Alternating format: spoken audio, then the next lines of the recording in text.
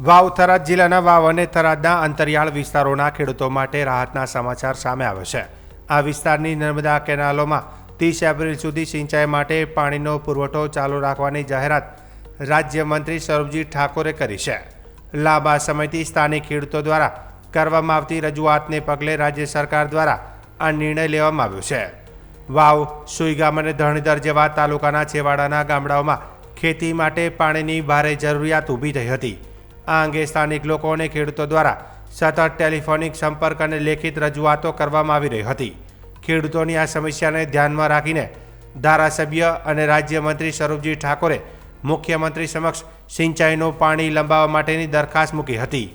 મંત્રીએ નિવેદન આપતા જણાવ્યું હતું કે વિસ્તારના લોકોની પાણીની માંગણી બાબતે મુખ્યમંત્રીને પરિસ્થિતિથી વાકેફ કરવામાં આવ્યા હતા। મુખ્યમંત્રીએ ખેડૂતોના હિતમાં આ પ્રસ્તાવને સ્વીકારીને 30 એપ્રિલ સુધી કેનાલોમાં પાણી છોડવા માટે સહમતિ આપી દીધી છે। આ નિર્ણયથી વાવ થરાદ પંથકના ખેડૂતોમાં ખુશીનો માહોલ જોવા મળી રહ્યો છે, કારણ કે ઉનાળાની શરૂઆતમાં જ ખેતીના પાકને બચાવવા માટે આ પાણી પુરવઠો ખૂબ જ નિર્ણાયક સાબિત થશે। નાગજીભાઈ બધા એ પાણી તમે કીધું ચિંતા ના કરો, તમે સાચા વ્યક્તિને ચૂંટણી મેલ્યો છે, તમારું પાણી ચાલુ રહેશે। એટલે મને વિશ્વાસ હતો આપણી ભારતીય જનતા પાર્ટીની સરકાર ઉપર કે આપણા વિસ્તારને કોઈ દિવસ અન્યાય કર્યો નથી ને અન્યાય થવાનો નથી। મેં તરત જ ગગાભાઈ ના પાણી કે તમે ચિંતા ના કરો, પાણી 100% ચાલુ રહેશે।